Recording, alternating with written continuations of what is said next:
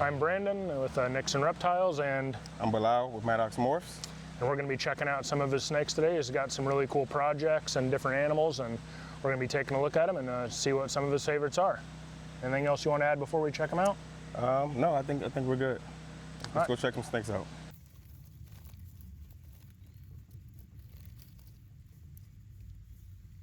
So automatically going to put the gun in this position, and this area here, you just put this part in there. That's it.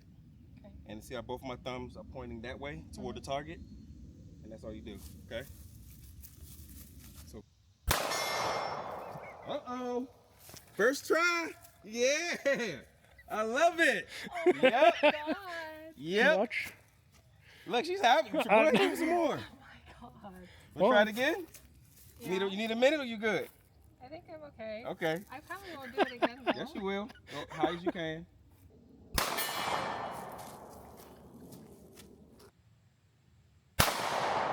Oh yeah.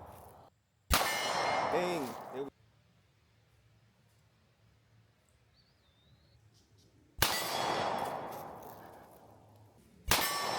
we go.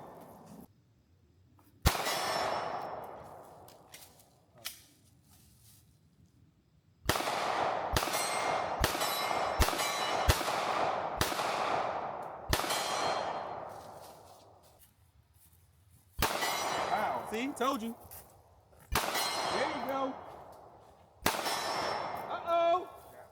All right, so we are here, and we're going to talk about, I guess, like one of his favorite projects first. So if you want to take over and tell us a little bit about what it is and what you love about it. Sure. So to give you a little background, what got me into the ball python project in general was blackhead. I love the darker tones and like blackhead. Do you want me to grab her out of there?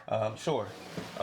So this is one of my blackhead females, holdbacks that I kept because of her color. You want me to hold this when I get it out of normal to show the difference between a snake that looks normal and her. Yeah, blackheads are one of my favorite too. Like I love how dark they are. So those dark tones is kind of what got me into blackhead. The first ball python that I saw was a blackhead hypo. Oh, those are phenomenal. Oh, I love them. It's hard to beat how pretty that simple combo is. And I haven't made a single gene, well, double gene blackhead hypo yet, but that's still something that I want. Even though monetarily it won't be worth that much. Yeah, it's a good ground piece though. But I really love the darker tones and fell in love with the darker tones of snakes. And again, the one that I fell in love with was basically a snake that dark, but had more of this gray hypo tone to it. This is stranger hypo. That's a stranger blackhead would be pretty wild too. That's what yes. Yeah, that'd be wild. Something I'm looking forward to. So I love the darker tones in snakes. Clearly, I also love hypo, and that's what kind of got me into Monarch. A lot of people compare Monarch to Ultramil, but Monarch was my gene because of the darker burgundy and deeper tones that they hold. And we can get out an example of one that I produced. Oh, she already tried to go back in the hide. About a year ago, a little over a year ago. And to me, I like the darker tones in this compared to Ultramil because of the contrast. I'm big on contrast, and I love Ultramil, what Ultramil brings, but I love the contrast that Monarch has. Yeah, for me, like I love the Ultramel stuff, but the Monarch stuff has more contrast, which allows you for a little bit more flexibility. Yeah. Like an Ultramel starts out brighter, so you kind of have to take everything dark. With the Monarch, you can take it both dark and bright. So you have more flexibility within that gene, I think. And with that, personally, I also feel like because you can go lighter, pastel also looks better in Monarch. Yeah, right? I've seen super pastel in Monarch as well. And the snake doesn't even look super pastel. It eats the pastel very well. Brightens the brightens the body alien heads, right? And then it still keeps like nice, rich, dark, like in between parts. And also something to keep in mind that I figured out after working with Monarch is that Monarch also cleans pattern. It cleans the dirtiness of snakes also. It's a cleaning gene, and it's also a pattern disruptor. So it's not just a form of albino. It also does cleaning and disrupts pattern. So that's why I think it's it's much more of a benefit to work with this long term. Than what you prefer, ultra male. Hating. But speaking of pattern disruption, you have another gene that you really like working, that you love, that is the complete opposite of the cleaning agent that Monarch does. So we'll get this one away, and then we'll move on to one of the other staples of your little I've only collection. been breeding for a few years, but last year I did hit an animal that's probably the best animal that I'll ever hit, because it's actually I hit the odds on a double het to double het. This is Spotnose, which also is darkening in a way. It's a darkening gene.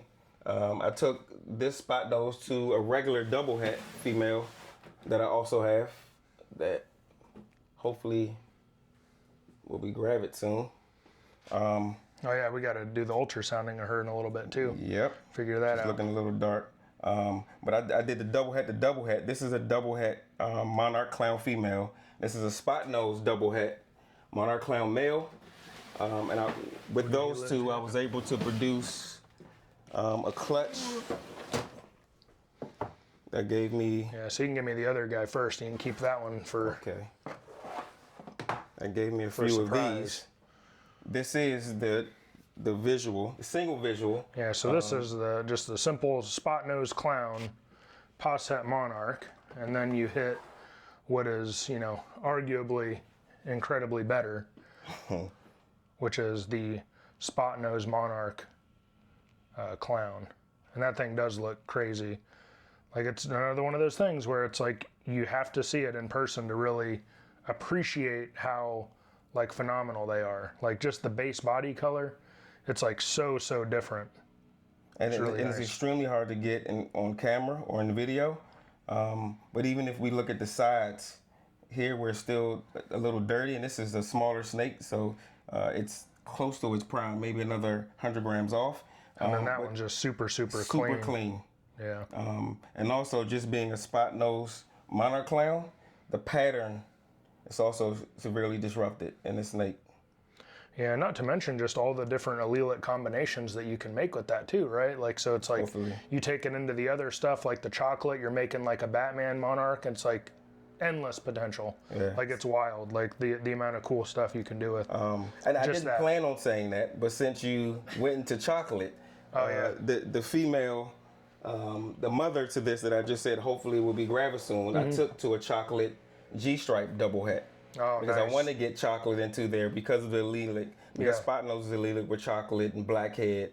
Yeah. So that was the plan. Nice. Thank That'll you be for, really for cool. bringing that up. But that was the plan. I didn't even think about that earlier when we were, talking about a little bit of things like beforehand. Yeah, she's been breeding to this guy, so I can get chocolate into the clown. So you're kind of And going also go have for it- like a Monarch Kiki, Monarch Spotnose, Kiki. chocolate, like Dark Knight. Yep. Yeah. Yes. That's a combination there. You know. That's And a lot of I cool feel stuff. like, after hitting that girl, I feel like, the odds are in my favor. Yeah. I'm feeling a little lucky. So I think You gotta roll the luck. I can roll the luck. I think we can do it. So now that we got the color, the preferred color palette out of the way, going even more into more pattern disruption, the other gene that you like working with. So I would have to say my second favorite outside of Monarch would be Monsoon. And I have a girl here that's also currently breeding that I hope. I'm a ways away for my Monsoon stuff, but man, I cannot wait. I got a bunch of het stuff, but it's just so cool. It's just so cool. So Like that look, like it's like acid rain, like it's just melting the pattern away. Like it's just a cool snake. So Those are nice. this girl, again, I love the pattern disruption, but it has Mojave in it. But at this girl's age, she's also still very clean. Mojave Monsoons are like, it hasn't been beaten yet. You No, know? it hasn't. Enchi is giving it a run for its money. Enchi did cool helps. stuff, but But I feel like Monarch or any albino gene in here will be awesome. This year, I'll probably go for Ultra Male first, only because I like the golden tones that Monsoon actually has. But I believe Monarch will just clean it up much more. Yeah, But I feel like this is clean enough that Ultramel would do great in it also. Yeah, there's a dude that actually produced the Ultramel Mojave Monsoon. Really? Yeah, like 2 weeks ago, a week ago, something like that. Yeah. No, I didn't. Okay, maybe I won't go for Ultramel then. I don't know. That's what I have. I have a double hets that I got from Brock, double het Monsoon Ultramel and double het Monsoon Ultramel. I got those and then a couple other things. So it's like that's where I'm at with it. But I figured it's a cool look. But I think Mojave. Here's an interesting thing. Mojave and Monarch works really well. Mojave and Ultramel is super light. So it's like that's kind of unfortunate. Like it looks almost like a lavender candy monsoon, where I think like a monsoon Monarch with Mojave would be much darker because the Monarch Mojaves are super contrasty. They are. They're creamier. They're a little lighter than I would expect. Yeah. That's why it's interesting that you did point out that in Ultramel they're bright because Ultramel is a brighter gene. I do like it. It's pretty with Monarch, but I think another gene would be needed to be added to get the contrast that I want. Yeah. Blackhead or Hurricane.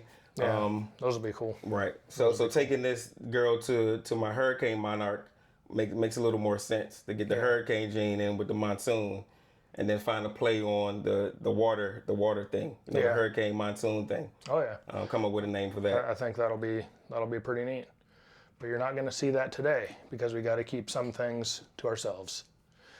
Is there anything else you want to cover? Anything else you think that is noteworthy to show off? I mean, you already showed off the cool Hypo Stranger. We already seen a bunch of other stuff, so it's I can show a lot of cool, So I'm a lot also, of cool future stuff. I'm also for sure. very much into lace, but unfortunately, a couple of my girls are in shed, but I have one here. I was gonna say you got that. That probably doesn't look bad, too bad,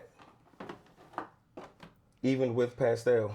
Oh yeah, that's that one that I thought was like a Hurricane GHI or something. Yeah. Zebra, yeah.